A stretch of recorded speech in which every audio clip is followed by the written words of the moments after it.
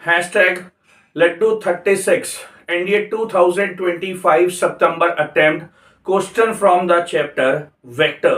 Question कह रहा है कि आपको क्वेश्चन में दो वेक्टर्स दिए हैं और वो कह रहा है कि इन दोनों वेक्टर्स के आपने परपेंडिकुलर वेक्टर निकालना है। और आप स्टूडेंट जानते हैं कि दो वेक्टर के परपेंडिकुलर वेक्टर उनका क्रॉस प्रोडक्ट होता है, यानी कि आपको 2i माइनस जे प्लस के cross i plus J plus 3k इनके बीच में क्रॉस प्रोडक्ट निकालना है। नॉर्मली आप लोग क्रॉस प्रोडक्ट डिटर्मिनेंट की फॉर्म में करते हो, बट आपके हैशटैग नंदा सर ने आपको इसे विजुलाइज करना सिखाया है।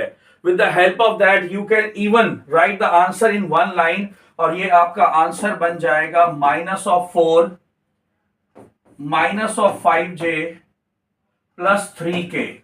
ये है हमारा एक वेक्टर जो इन दोनों वेक्टर्स के परपेंडिकुलर है। चलिए इसे नाम दे देते हैं C।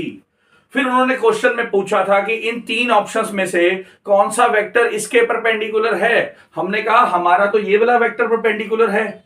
आइए देखते हैं कोई मैच कर रहा है। सर पहला वाला मैच कर रहा है, सिर्फ साइन का फर्क है। सो ऑब्वियस सी बात है सर, ये वाला वेक्टर पहला वाला ऑप्शन इसके साथ पैरेलल है। वो क्या है इसके साथ? सर पैरेलल वेक्टर है। Parallel vector differ by a number, वो -1 से फर्क डाल रहा है। तो यस, यानी कि पैरेलल है। अगर ये परपेंडिकुलर है तो वो भी परपेंडिकुलर है।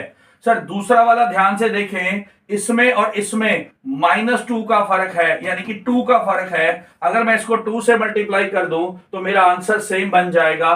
तो यानी कि ये वेक्टर भी हमारे वेक्टर से क्या हो गया? पैरेलल हो गया। ऐसे ही जब मैं थर्ड वाले को देखूंगा तो उसमें 1/50 का फर्क आ जाएगा, यानी कि है तो सर ये भी पैरेलल ही है।